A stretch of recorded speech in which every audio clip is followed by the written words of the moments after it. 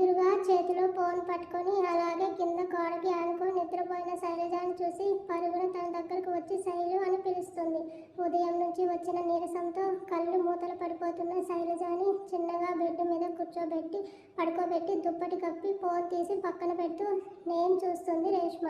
మధు అని ఉన్న పేరు చూసి ఎవరు తను, ఎందుకు అంతలా అతనికి ఫోన్ చేసింది అని అనుకుంటూ ఫోన్ పక్కన పెట్టి తన శైలజతో పాటు నడిచేసరికి కాళ్ళు నొప్పిగా అనిపించి తను కూడా నిద్రపోతుంది. శైలు ఫోన్ గురించి మర్చిపోయి అర్ధరాత్రి వరకు అమ్మాయితో గడిపి మత్తుగా నిద్రపోయాడు మధు. సాయి చంప ఏంటి ఎర్రగా ఉంది అంటూ డిన్నర్ చేస్తున్న సాయిని చూసి అడుగుతారు. అబ్బా ఏంటి నా మీద స్పై చేస్తున్నావా, ఈవినింగ్ నుంచి ఒకటే క్వశ్చన్లు వేస్తున్నావు అంటూ తినేసి పైకి లేస్తూ కోపంగా అంటాడు. సాయి అదేం లేదు చూడు నీ చంప కొంచెం ఎర్రగా ఉంది అంటూ తాకపోతుంటే స్టాప్ ఇట్, నేనేమి కిడ్నీ కాదు దెబ్బలు తగిలించుకోవడానికి అది ఇందాక ఏదో కుట్టినట్టు అయితే నేనే కొంచెం రబ్ చేసేసరికి అలా అయ్యింది, దట్స్ ఇట్ అని సీరియస్గా చెప్పి తన రూమ్కి వెళ్ళిపోతాడు సాయి. తమంతో గొడవ పడ్డ విషయం సుప్రియ ఇంట్లో వాళ్ళకు చెప్తుంది. అందుకే నా సాయంత్రం పిలుస్తున్నా పలకుండా వెళ్ళిపోయాడు. అయినా సాయి తమను ఎప్పుడూ లేనిది ఇలా గొడవపడి మాట్లాడకుండా ఉండరే అంటుంది సుప్రియ వాళ్ళ అమ్మగారు. అదే నాకు అర్థం కావడం లేదు, ఏం జరిగిందో తమన్ని అడిగితే వాడు చెప్పలేదు, అన్నయ్యను అడిగే అవకాశం లేదు, ఏంటో వీళ్ళు అని. సరే నాకు నిద్ర వస్తుంది వెళ్ళి పడుకుంటాను, గుడ్ నైట్ అని చెప్పి తన రూమ్కి వెళ్ళిపోయింది సుప్రియ. రూమ్కి వచ్చి మిర్రర్లో చూస్తూ చంపకు జెల్ రాసుకుంటూ శైలజ నిన్ను ఊరికే వదలను, రేపు కాలేజీలో నీకుంటుంది చూడు నా చేతిలో, నన్నే చంప దెబ్బ కొట్టావు కదా, నీ గిఫ్ట్ నీకు రిటర్న్ చేయకపోతే నా పేరు సాయి సిద్ధార్థనే కాదు అని కోపంగా అనుకుంటూ బెడ్ మీద పడతాడు. ఎంతసేపైనా నిద్ర రాకపోవడంతో అసహనంగా అనిపించి సిగరెట్ తీసి వెలిగించి బాల్కనీలోకి వస్తాడు. ఆ రోజు జరిగిందంతా తలుచుకుంటూనే దాన్ని ఫినిష్ చేస్తాడు. మార్నింగ్ నుంచి నైట్ వరకు తన డైరీలో ఆ రోజంతా శైలునే ఉందని అర్థమైన సాయి ఇంకో సిగరెట్ తీసి తాగడం మొదలెడతాడు. అలా గంట తర్వాత రూమ్లోకి వచ్చి బెడ్ మీద పడి కళ్ళు గట్టిగా మూసుకొని బలవంతంగా నిద్రలోకి జారుకుంటాడు. నెక్స్ట్ డే మార్నింగ్ నిద్ర లేచిన వెంటనే ముందు ఫోన్ తీసుకుని మధుకి కాల్ చేసింది శైలజ. రాత్రి తాగింది దిగక లిఫ్ట్ చేయలేదు. అసహనం, కోపం, చిరాకు, బాధ అన్నీ కలిపి ఆమె మనసుని మెలిపెడుతుంటే వాడు ఏం చేస్తాడో అని భయం ఒక పక్క, ఇంట్లో వాళ్ళ గురించి బెంగ మరో పక్క శైలుకి కుదురు లేకుండా చేశాయి. ఫోన్ పక్కన పెట్టి రాత్రి కనీసం ఫ్రెష్ కూడా అవ్వలేదని గుర్తొచ్చి లేచి తన బ్యాగ్లోంచి డ్రెస్ తీసుకొని స్నానం చేయడానికి వెళ్ళింది. తలనొప్పిగా కళ్ళు తిరిగినట్టుగా ఉండేసరికి తలారా స్నానం చేసి వచ్చింది. రేష్మ నిద్రపోతుంది. ఇంకా లేపింది తనని. రాత్రి తినలేదని అడుగుతున్నా తన మాటలు పట్టించుకోకుండా నాకు టైం అవుతుంది రేష్మ, నేను వెళ్తాను, నువ్వు త్వరగా వచ్చేయి, నేను నీతో పాటు వస్తాను శైలు అంది రేష్మ. నీకు కాళ్ళు నొప్పులు వస్తాయి రేష్మ, నా కోసం ఎవరు ఇబ్బంది పడటం నాకు ఇష్టం లేదు, ప్లీజ్ నువ్వు నాతో రావద్దు. కాలేజీలో కలుసుకుందామని కిందకు వచ్చింది. టైం 8 అవుతుంటే కిందకు వచ్చింది. ఆకలిగా ఉన్న తినాలని అనిపించక బయటకు వచ్చి ఆటో ఎక్కింది. కాలేజ్కి హాస్టల్కి దూరం ఉండటంతో డైలీ ఆటో బస్సులో రావాల్సిందే. కాలేజ్ దగ్గర దిగి ఆటోకి డబ్బులు ఇచ్చి కాలేజ్ వైపు నడుస్తుంది. రే సాగర్ ఎవర్రా అమ్మాయి అడిగాడు వాడి ఫ్రెండ్ వెళ్తున్న శైలుని చూసి. మా కాలేజ్ వైపు వెళ్తుందంటే జూనియర్ ఏమోరా, సాయి వల్ల లేటుగా కాలేజ్కి వస్తున్న సాగర్ అంటాడు. అమ్మాయి కత్తిలా ఉందిరా, నీ జూనియర్ కాబట్టి తనని ఈజీగా లైన్లో పెట్టచ్చు, ఏమంటావు సలహా ఇచ్చాడు పక్క కాలేజ్ అయినా అతని ఫ్రెండ్. ముందు ఆ సాయిగాడి సంగతి చూడాలరా, ఆ తర్వాతే ఆ అమ్మాయి సంగతి, కోపంతో ఊగుతూ అన్నాడు సాగర్.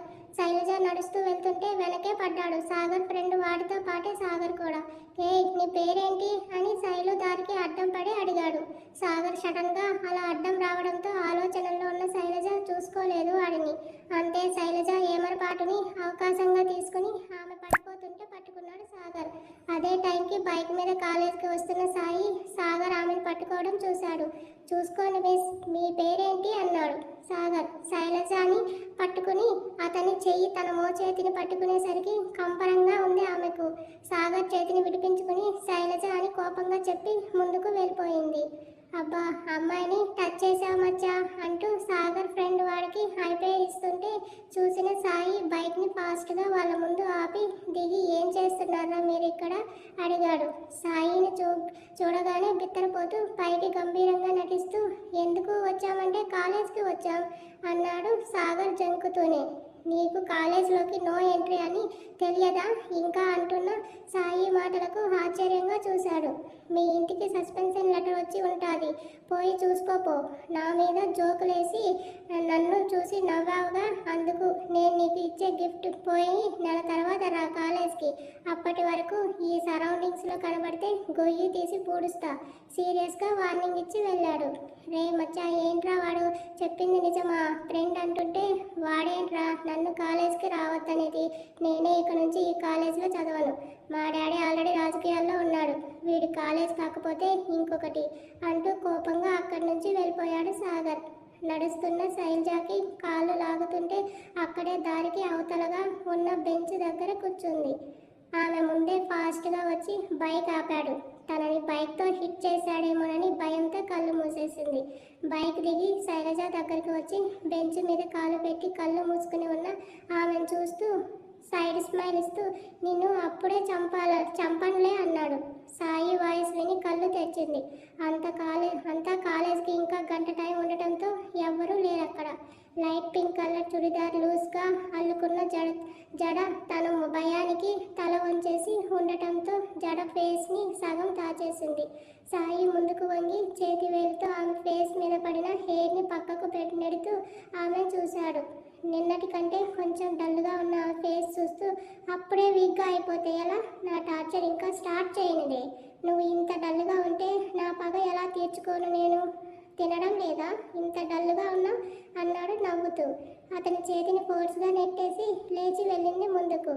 ఆమెను బైక్ మీద ఫాలో చేస్తూ నీకు టచెస్ కావాలి అంటే నన్ను అడగొచ్చు కదా, అందరితో ఎందుకు అక్కడ ఇక్కడ పట్టించుకుంటావు అన్నాడు నడుస్తున్న ఆమెను చూసి. వెళ్తున్నదలా ఆగిపోయింది ఆ మాటకు. ఎందుకు ఆగావన్నాడు. ఇంకా చాలా దూరం ఉంది, ఈలోపు ఇంకెవరైనా వస్తే వాళ్ళతో కూడా నీకు ఎక్కడ కావాలో అక్కడ అంటున్న సాయిని వెనక్కి తిరిగి చురుగ్గా చూసింది. ఎందుకు అంత సీరియస్ అవుతున్నావు? ఇందాక నిన్ను వాడు పట్టుకున్నాడుగా, అందుకే అన్నా. తప్పేంటి అన్నాడు కళ్ళు ఎగరేస్తూ. పడిపోతుంటే పట్టుకున్నాడు అంది బొంగురు పోయిన గొంతుతో. పడితే పడు, దెబ్బ తగిలితే 2 రోజుల్లో తగ్గిపోతుంది.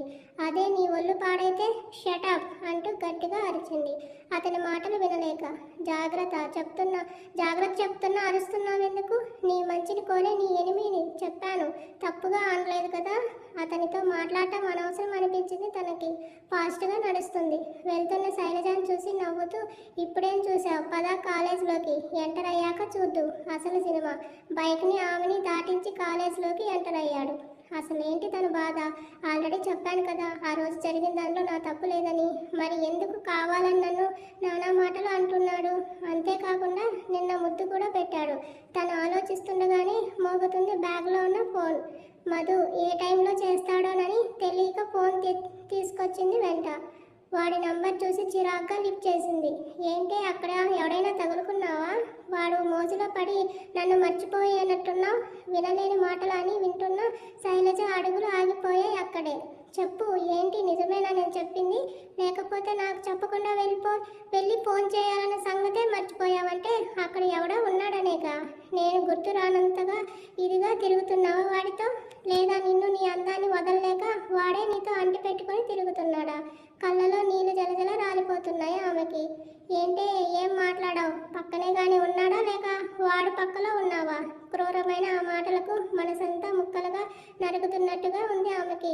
కానీ ఒక మాట కూడా అనలేని అసమర్థురాలుగా మిగిలిపోయింది. వాడి నీచమైన వాగుడు ఆపలేదు వాడు. వాడి కక్షనంతా మాటల్లోనే చూపిస్తూ ఆమెని హింస పెడుతున్నాడు. ఒక మాట కూడా మాట్లాడలేదు శైలజ. వాగి అరగంటకు వాడు ఫోన్ పెట్టేశాడు. అలాగే కూర్చుండిపోయింది రోడ్డు మీద.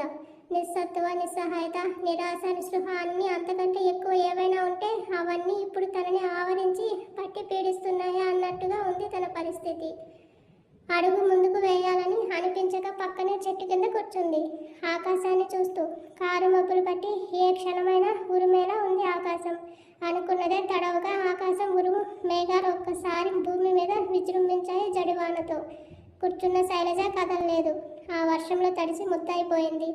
ఒంటికి చలి పుడుతున్న గుండెల్లో మండుతున్న జ్వాలాగ్ని మాత్రం చల్లారడం లేదు తనకి. పిచ్చిదానిగా ఏడుస్తుంది మోకాలలో తలపెట్టుకుని. తనలో తానే కుమిలిపోతుంది. కన్నీళ్లు వర్షంతో పోటీ పడుతున్నాయి. ఆ వర్షం కూడా విలువెల్లాడుతుంది ఆమె కన్నీటి వేగాన్ని అందుకోలేక. కూర్చున్న శైలజాని అప్పుడే వస్తున్న కారులో ఉన్న అమ్మాయి చూసింది. డ్రైవర్ని కారు ఆపమని చెప్పి గొడుగు తీసుకుని కిందకు దిగింది. ఒంటరిగా కూర్చుని ఏడుస్తున్న శైలుని చూసి ఆమె మనసు చెల్లించిపోయింది. వేగంగా పరిగెత్తింది. శైలజ తడవకుండా గొడుగు పట్టింది. వాన పడకపోయేసరికి తల పైకెత్తింది. ఏడ్చడంతో నిండా నీళ్లు ఉన్న కళ్ళతో చూసింది. నిర్మలమైన మొహంతో శైలజాని చూసి పైకి లేవమన్నట్టు చెయ్యి అందించింది సుప్రియ. కళ్ళలో కనబడిన కారుణ్యానికి కరిగింది శైలజ మనసు. చెయ్యి అందించి పట్టుకోమని. నీరసంగా ఉండి తల బరువుగా అనిపించడంతో తుల్లి పడబోతున్న శైలజ చేతిని గట్టిగా పట్టుకుని తన కార్ దగ్గరకు తీసుకొచ్చింది. కార్ ఎక్కమంది సుప్రియ. వద్దండి, నేను నడిచి వెళ్ళిపోతాను అంటూ సుప్రియ చెయ్యి విడిపించుకుంటుంటే ఎందుకు కార్లో రానంటున్నారు అని అడిగింది నెమ్మదిగా. ఇది నాకు పనిష్మెంట్ అండి, నేను రోజు నడిచే వెళ్ళాలి, నన్ను ఎవరు డ్రాప్ చేయకూడదు అంది. సుప్రియ షాక్గా చూస్తూనే ఎవరు చెప్పారు అలా అని మీకు అంది. శైలు తనతో అంత మర్యాదగా మాట్లాడుతుంటే ఆశ్చర్యంగా చూస్తుంది. చూడండి, మీతో ఎవరో కావాలని ర్యాగింగ్ లాంటివి చేస్తూ ఏడిపిస్తున్నారు. ఇక్కడ ఎవడన్నా ఏమైనా అంటే వాడిని నెక్స్ట్ మినిట్ కాలేజ్ నుండి బయటకు పంపిస్తా, మీరు వరి అవ్వకుండా రండి అంటూ శైలజాకి మాట్లాడే అవకాశం లేకుండా కారులో ఎక్కించింది సుప్రియ. శైలజాకే తెలియడం లేదు తాను ఏమంటుందో. ఏం మాట్లాడకుండా సైలెంట్గా కూర్చొని ఉంది. మీ పేరు అంది సుప్రియ. శైలజ అంది. ఎందుకు అలా వర్షంలో తడుస్తూ ఏడుస్తున్నారు? కాలేజీలో వాడికి భయపడేనా? నిండా తడవడంతో చిన్నగా షివర్ అవుతున్న శైలజాని చూసి జాలేసింది ఆమెకు. వెంటనే ఫోన్ తీసుకుని తన ఫ్రెండ్కి కాల్ చేసి ఒక పెయిర్ డ్రెస్ తీసుకురమ్మంది. సుప్రియ ఏం చెప్పినా వెంటనే అది చేస్తారు తన ఫ్రెండ్స్. తలంతా తడిచిపోయింది. మిమ్మల్ని ఇంటి దగ్గర డ్రాప్ చేయమంటారా అంది. వద్దండి, ఇప్పటికే చాలా క్లాసెస్ మిస్ అయ్యాను, ఇంకా లేట్ అయితే సెమిస్టర్ కష్టమవుతుంది అంది మాట మాట కూడా పలుకుతూ. కార్ కాలేజీలో ఆగింది. అప్పుడే ఒక్కొక్కరుగా వస్తున్నారు కాలేజ్కి. కిందకు దిగాక చూసింది సుప్రియ శైలజ డ్రెస్ మొత్తం తడిచిపోవడంతో ఒంటికి అతుక్కుపోయి ఉంది. మరింతగా ఆమె బాడీ క్లియర్గా కనబడుతుంటే చుట్టూ చూసింది. ఎవరూ పెద్దగా లేకపోవడంతో శైలు అంది ప్రేమగా. అంది అలవాటుగా. ఇక్కడ మా పర్సనల్ రూమ్ ఒకటి ఉంది, నువ్వు అక్కడ వెయిట్ చేయి, నా ఫ్రెండ్స్ని నీ కోసం డ్రెస్ తీసుకుని రమ్మని చెప్పాను, వాళ్ళు వచ్చాక డ్రెస్ చేంజ్ చేసుకుని క్లాస్కి వెళ్ళు సరేనా అంది. తనను తాను చూసుకుంది శైలజ. భయపడింది సెకండ్ పార్టు. అంతా ట్రాన్స్పరెంట్గా ఉంది తన డ్రెస్. అంతే, మారు మాట్లాడకుండా ఆమెతో పాటే వెళ్ళింది వెనక. కాలేజ్ న్యూ అడ్మిషన్స్ కంప్లీట్ అవ్వడంతో అడ్మిషన్స్ క్లోజ్ చేస్తూ చెక్ చేసి సైన్ అవి చేయడానికి ఆ రోజు త్వరగా కాలేజ్కి వచ్చాడు సాయి. ఆల్రెడీ నిన్నే తన టేబుల్ మీద ఆ ఫైల్స్ అవి ఉండటంతో వాటిని చెక్ చేస్తూ ఉన్నాడు. తన ఆఫీస్ రూమ్ పక్కనే పర్సనల్ రూమ్ ఉంది. అది తన ఫ్యామిలీ మాత్రమే యూజ్ చేసుకుని కాలేజ్ ఫంక్షన్ అవి జరిగినప్పుడు అక్కడే రెస్ట్ తీసుకుంటారు. అది తన ఆఫీస్ రూమ్కి అటాచ్ అయి ఉంటుంది. శైలు, ఇదిగో ఇదే మా రూమ్, ఇక్కడికి ఎవ్వరూ రారు మా ఫ్యామిలీ తప్ప, సో నువ్వు టెన్షన్ పడకుండా ఉండు సరేనా? ఈలోగా నేను వెళ్ళి డ్రెస్ తీసుకుని వస్తాను అంది సుప్రియ. సరే అంది శైలజ కొంచెం కంగారుగానే. ముందు హెయిర్ ఆరబెట్టుకో, కోల్డ్ చేస్తుందంటూ తానే ఫ్యాన్ ఆన్ చేసి వెళ్ళింది. రూమ్ చూస్తూ షాక్ అయింది శైలజ. ఫుల్లీ రిచ్గా ఉన్న ఇంటీరియర్తో చాలా అందంగా ఉంది. తన బ్యాగ్ తీసుకుని పక్కనే ఉన్న చైర్లో పెట్టి తన మీద ఉన్న చున్నీని తీసి అక్కడే వార్డ్రోబ్కి డోర్కి మధ్య ఆరేసింది చిన్నగా. ఏసీ రూమ్ కావడంతో విండోస్ క్లోజ్గా ఉండేసరికి వాటిని ఓపెన్ చేసింది. వాన తగ్గి అప్పుడే ఎర్రగా మెరుస్తున్న ఎండకి విండో దగ్గర నిలబడి జడను విప్పుతుంది చిన్నగా. విండో నుంచి బయటకు చూస్తూ ఉంది. ప్రశాంతంగా మారింది మనసు. ఇందాక ఉన్న బాధ మొత్తంగా కాకుండా కొంచెం తగ్గింది తనకు. జడ విప్పి జుట్టుని ముందుకు వేసుకుంది. ఎండ తగిలితే త్వరగా ఆరిపోతుందని. అలాగే విండో నుంచి బయటకు చూస్తూ ఉండిపోయింది. తను సైన్ చేయాల్సిన ఫైల్స్ అన్నింటినీ చెక్ చేసి సైన్ చేసి అటెండర్ని పిలిచి ప్రిన్సిపల్కి ఇవ్వమని చెప్పి పంపించాడు సాయి. టైం చూశాడు. ఇంకా అరగంట టైం ఉంది క్లాస్కి. నిన్న ఆఫీస్లో వర్క్ ఉండి టైర్డ్ అయిన సాయి రూమ్లో రెస్ట్ తీసుకుందాం అనుకుంటూ ఫోన్ తీసుకుని తన ఆఫీస్ రూమ్కి అటాచ్ అయి ఉన్న పర్సనల్ రూమ్ డోర్ ఓపెన్ చేశాడు. చల్లగా తన ఫేస్ని తాకింది శైలజ తెరగా కట్టిన చున్నీ. కోపంగా ఫేస్ మీద ఉన్న చున్నీ తీస్తూ తెరలుగా ఎదురుగా విండో దగ్గర నిలబడి ఉన్న ఆమెను చూస్తూ అలాగే నిల్చుండిపోయాడు. జుట్టును ముందుకు వేయడంతో తడిచి ఉన్న వీపు భాగం ఎండ పొరబడుతూ ఆమె శరీరం బంగారు వర్ణంలో మెరుస్తుంది. వెనుక భాగం మొత్తం వంపు సొంపులతో ఆమె ఒక పక్కగా ఆనుకుని ఉండటంతో వయ్యారంగా వంపు తిరిగి ఉంది ఆమె నడుం భాగం. చూస్తున్న సాయి కళ్ళ ముందున్నది నమ్మలేనట్టుగా ఆశ్చర్యంగా అద్భుతంగా మైమర్చిపోయి చూస్తున్నాడు. ఆమె అక్కడికి ఎలా వచ్చిందో తెలియక ఒక అడుగు ముందుకు వేస్తూ ఆమె వెనకగా నిలబడుతున్న సాయిని తాకాయి ఆమె ముంగురులు. ఒక సైడ్ ఆరడంతో ఇంకో సైడ్ వేసే క్రమంలో వెనకున్న సాయిని చుట్టుకున్న ఆమె వెంట్రుకలు స్మూత్గా సిల్కీగా సీకాయ స్మెల్తో అతని ఫేస్ని కవర్ చేసిన హెయిర్ని స్మెల్ చూస్తూ వాటిని ముఖం మీద నుంచి తప్పించి ఆమెకు మరింత దగ్గరగా వచ్చాడు. ఆమెకి తన మెడ మీద తగులుతున్న వెచ్చని శ్వాసకి ఉలిక్కిపడి తన వెనక ఎవరైనా ఉన్నారా అని అనుమానంతో వెనక్కి తిరిగింది. అంతే, తనకంత దగ్గరగా ఉన్న సాయిని చూసి షాక్ అయింది. భయంతో కళ్ళు పెద్దవి చేసి చూసింది. ఒంటి మీద చున్నీ లేక తడిచిన ఆమె చెస్ట్ అంతా క్లియర్గా ఒంటికి అతికి కనబడుతుందని రెండు చేతులు అడ్డం పెట్టుకుంది. ఇక్కడికి ఎందుకు వచ్చావు? ఆమె నుంచి చూపు తిప్పకుండా అడిగాడు. అతనితో మాట్లాడటం ఇష్టం లేక తన చున్నీ కోసం అడుగు ముందుకు వేసిన ఆమె చెయ్యి పట్టుకుని ఆపేస్తూ అడిగిన దానికి ఆన్సర్ చేయి. ఇక్కడ ఏం పని నీకు? సీరియస్గా అడిగాడు. అతని చేతిలో నుంచి తన చేతిని విడిపించుకుంటూ ఫాస్ట్గా వెళ్ళి దుప్పటా తీసుకొని పైన కప్పుకుంది. బ్యాగ్ తీసుకుని బయటకు వస్తుంటే అడుగులో చేరి ఆమె దారికి అడ్డం పడ్డాడు. తప్పుకోండి అంది చూడకుండా. ఏంటే ఓవర్ చేస్తున్నా? నా రూమ్కి వచ్చి నన్ను తప్పుకోమంటున్నా? డోర్కి ఆనుకొని ఆమెను స్కాన్ చేస్తూ అడిగాడు. ఇది మీ రూమ్ అని తెలియక వచ్చాను, సారీ అంది. ఇప్పుడు తెలిసిందిగా, చెప్పు ఎందుకు ఇక్కడికి వచ్చావు? ఇది ఎవరి రూమ్ అని తెలియదా నీకు? ఇక్కడికి ఎవరు రారు. ఎంత ధైర్యం ఉంటే నా రూమ్లోకి వస్తావు? మాటల్లో సీరియస్ లేకపోయినా అతని వాయిస్ హైగానే ఉంది. సుప్రియ అనే అమ్మాయి తీసుకువచ్చింది. వర్షంలో తడిచాను అని డ్రెస్ చేంజ్ చేసుకోమని ఇక్కడికి తీసుకొచ్చింది అంది. అయితే చేసుకో మరి అన్నాడు. సర్రును చూసింది. వచ్చిందా? వచ్చింది, అందుకేగా నీ పని అయ్యాకనే వెళ్ళు అంటూ అక్కడే సోఫాలో కూర్చొని క్రాస్ లెగ్స్ వేస్తూ చెబుతున్న సాయిని కోపంగా చూసింది. డోర్ తీయడానికి ట్రై చేసింది. అది లాక్ చేసున్నాడు. అలాంటి డోర్ హ్యాండిల్ని ఎప్పుడు చూడని శైలజ దాన్ని ఎలా ఓపెన్ చేయాలో తెలియక ఎంత ట్రై చేస్తున్నా అది ఓపెన్ కాకపోవడంతో అటు పక్కకు చూసింది. ఆఫీస్ రూమ్ డోర్ ఉంది. అటువైపు వెళ్తుంటే దాన్ని ఓపెన్ చేస్తే ఇలాగే ఈ రోజంతా కాలేజీలో ఉంటావు అంటున్న సాయి మాటలకు డోర్ పట్టుకోబోతూ ఆగిపోయింది. నువ్వు నీ పని అయ్యేంత వరకు ఇక్కడే ఉండు, నేను నా పని అయ్యాకనే ఇక్కడి నుంచి వెళ్తా. డోర్ దగ్గర నిలబడి ఉన్న ఆమెని గోడకు లాక్ చేస్తూ అన్నాడు. అలా ఫోర్స్గా లాగేసరికి లూజ్గా వదిలేసిన హెయిర్ అంతా తన మొహం మీద పరుచుకుంటుంది. ఆమె పక్కన గోడకు చేతులు ఆనించి ఉఫ్ అంటూ ఆమె ఫేస్ మీద హెయిర్ బ్లో చేస్తాడు. కళ్ళ మీద ఉన్న వెంట్రుకలు చెదిరి అదురుతున్న ఆమె కనుపాపలు అతని కళ్ళకు కనబడ్డాయి. వాటినే చూస్తూ నా పర్మిషన్ లేకుండా నా ప్లేస్కి వచ్చావు, దీనికి నీకు నేను ఇచ్చే పనిష్మెంట్ ఏంటో తెలుసా అంటాడు. కళ్ళు తెరిచి చూసింది.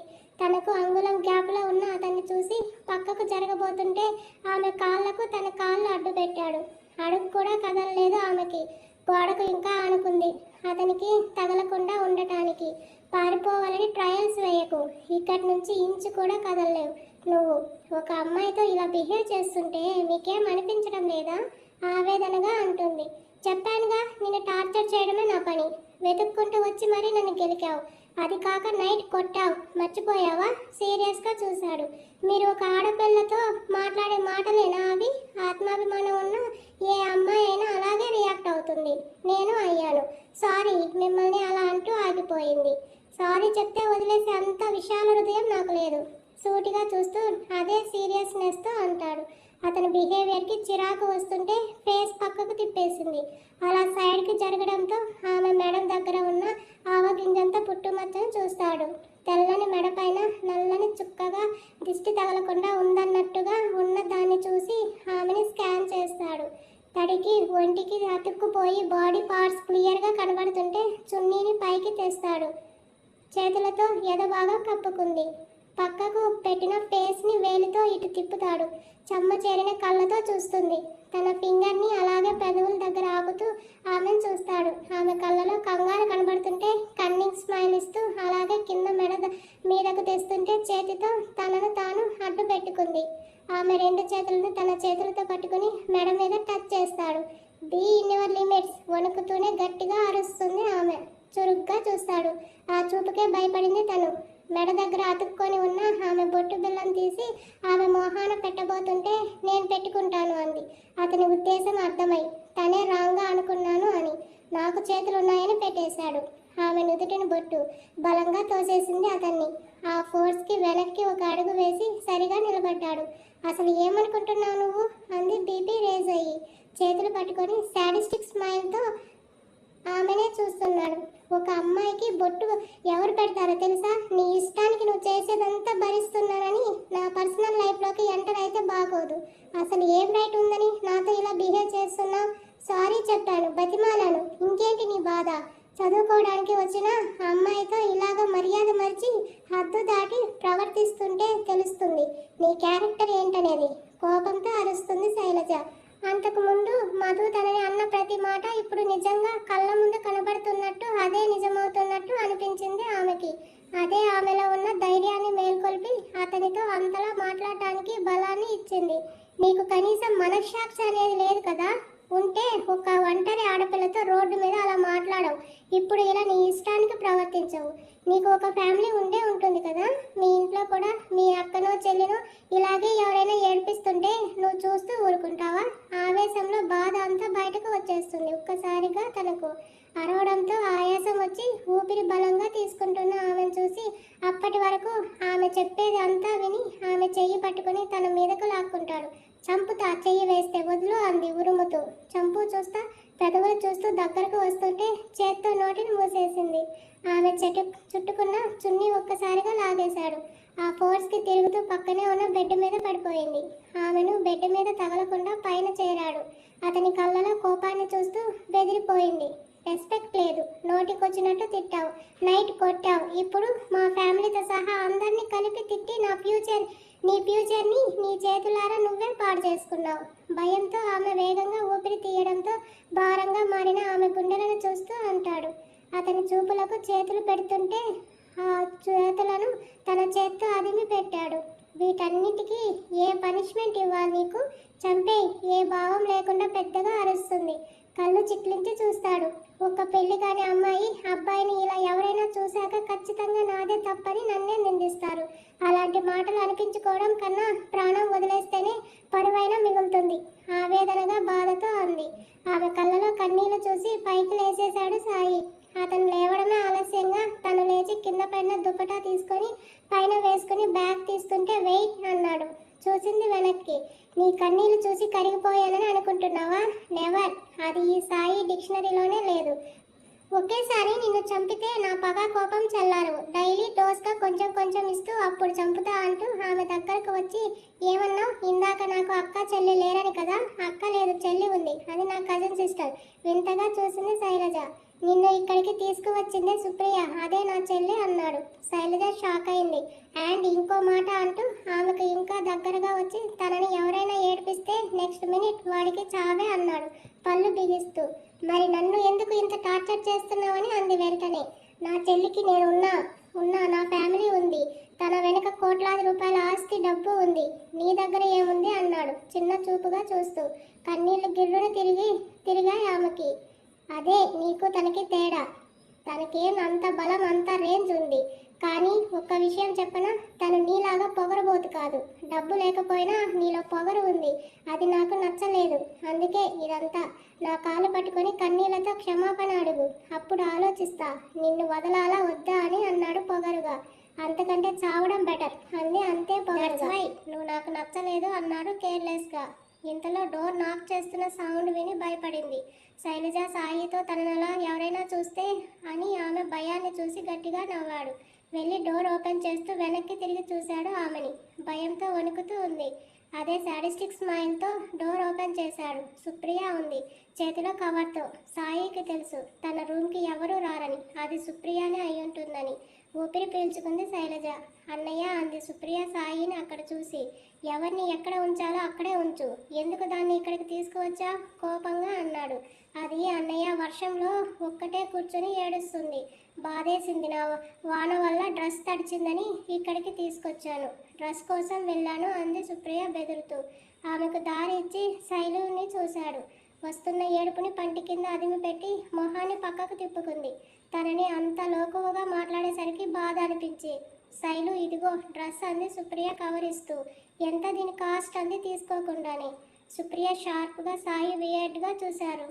అదంతా ఎందుకు శైలు, డ్రెస్ చేంజ్ చేసుకో ముందు, కోల్డ్ చేస్తుంది అంది సుప్రియ కన్సర్న్గా. దీని కాస్ట్ ఎంత చెప్పు. సుప్రియ సాయి చెల్లి అని తెలిసి వాళ్ళ హెల్ప్ కూడా తీసుకోవడం ఇష్టం లేక ఇక తప్పదు అన్నట్టు 2000 అని చెప్పింది సుప్రియ.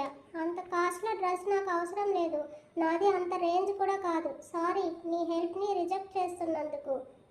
ఇప్పుడు ఏమైంది శైలు అంది సుప్రియ ఆశ్చర్యంగా. ఏం కాలేదు, ఇంక ముందు ఎవరితోనో మాటలు కనిపించుకోకూడదని చెప్తున్నా.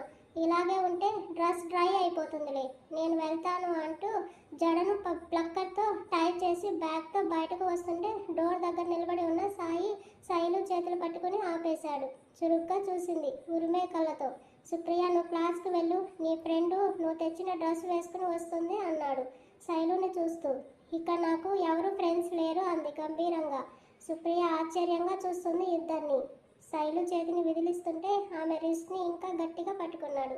Supriya go to your class అరిచాడు గట్టిగా. భయంతో పరిగెత్తుకుంది సుప్రియ. సాయి చెయ్యి వదిలించుకుని ముందుకు నడుస్తున్న ఆమెని జడను పట్టుకుని వెనక్కి లాగుతూ రూమ్లోకి తీసుకొచ్చి డోర్ బోల్ట్ పెట్టి స్లీవ్స్ మడుస్తూ ఒక్కో అడుగు ముందుకు వేస్తూ వచ్చాడు. భయపడితే ఇంకా భయపడతారని ధైర్యం తెచ్చుకొని అలాగే నిల్చుంది. లోపలికి వచ్చి డోర్కి ఆనుకొని హ్యాండ్ ఫోల్డ్ చేసి ఆమెనే చూస్తున్నాడు. తన చేతిలో ఉన్న కవర్ని ఆమె మొహం మీద విసిరి వేసుకోపో అన్నాడు సీరియస్గా.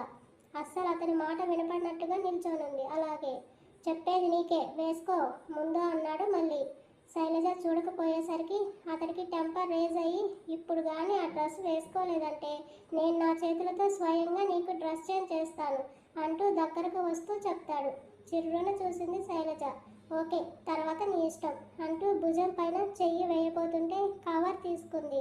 కన్నింగ్ స్మైల్తో చూస్తున్న సాయిని కోపంగా చూస్తూ బయటకు వెళ్ళు అంది ఫేస్ పక్కకు తిప్పి. కమ్ అగైన్ అన్నాడు. శైలజ రెండు చేతులతో దండం పెడుతూ మహానుభావ తమరు బయటకు దయచేస్తే నేను డ్రెస్ మార్చుకుంటాను అంది కోపంతో గట్టిగా అరిచి. వెళ్ళను, ఇక్కడే మార్చుకో అన్నాడు బెడ్ మీద కూర్చొని క్రాస్ లెగ్స్ వేసి యాటిట్యూడ్గా. అతన్ని తిట్టడానికి కూడా వీలు పడక అసహనంగా చూస్తున్న ఆమెను చూస్తూ ఇక్కడ రెస్ట్ రూమ్ ఉంది, వెళ్ళి మార్చుకోపో అన్నాడు. చుట్టూ చూస్తున్న ఆమెకి పక్కనే ఉన్న రెస్ట్ రూమ్ కనబడేసరికి వెళ్ళింది సాయిని కొరకొర చూస్తూ.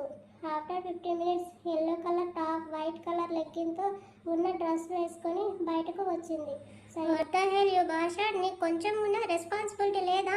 స్టూపిడ్ ఆల్రెడీ చెప్పానుగా, బాంబే వెళ్ళేటప్పుడు అన్ని సైన్స్ తీసుకొని ఆ కంపెనీ వాళ్ళకి ప్రాజెక్ట్ ఓకే అని ఇన్ఫర్మేషన్ మెయిల్ సెండ్ చేయమని. అంత నెగ్లెక్ట్గా ఎలా ఉన్నావు అని పెద్దగా అరుస్తూ నేను వచ్చేసరికి ఆఫీస్లో ఫైల్ రెడీ అవ్వకపోవాలి, నీకు డెత్ కన్ఫర్మ్ ఇడియట్ బేస్ వాయిస్తో సీరియస్ వార్నింగ్ ఇస్తున్నాడు సాయి తన కంపెనీ మేనేజర్కి ఫోన్లో. బిగుసుకుపోయింది అలవాటు లేని టైట్ ఫిట్ డ్రెస్ వేసుకున్న టెన్షన్ ఒకవైపు, అక్కడ సాయి అరుపులు ఒకవైపు కలిసి డ్రెస్ ఎడ్జ్ని చేత్తో నలిపేస్తుంది.